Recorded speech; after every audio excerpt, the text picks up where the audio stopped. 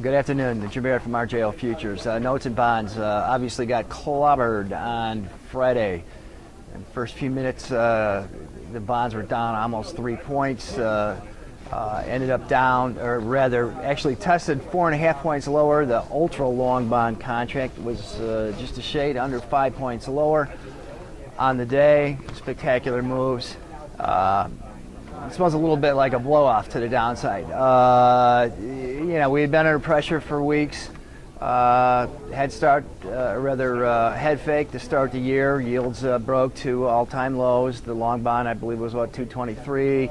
No, it's 165. Anyways, spectacular backup in yields. We hit 287, I believe it was. 287 on the lows around noon Friday. Okay, stocks broke hard. That seemed to stabilize at least the longest part of the curve.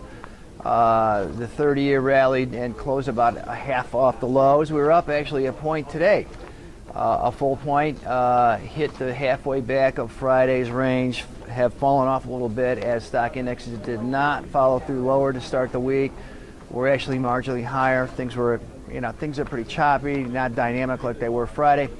But anyways, interestingly, it's setting up an inside day into both the 10s and the 30s now, which could indicate a reversal. Okay, back on January 30th when the lows were hit, we had a big up day.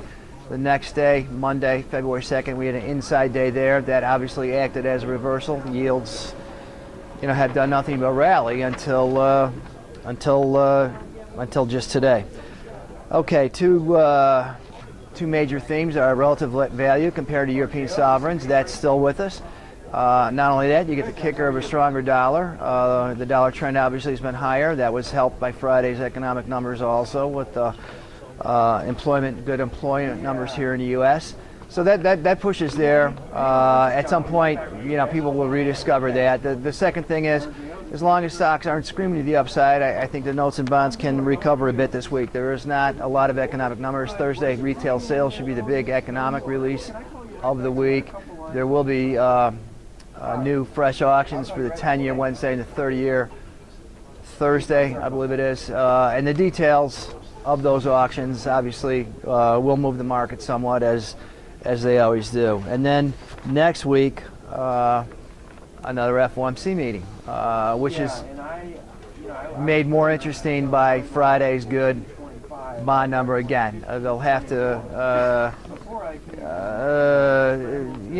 they'll have to let the market know when they're actually going to start with this initial change in short-term rates. But we'll have to wait for that, obviously. Anyways, you can reach it 800-500-2468 to discuss any futures market. Please give me a ring. Thank you. Futures and options on futures may involve substantial risk and may not be suitable for all investors.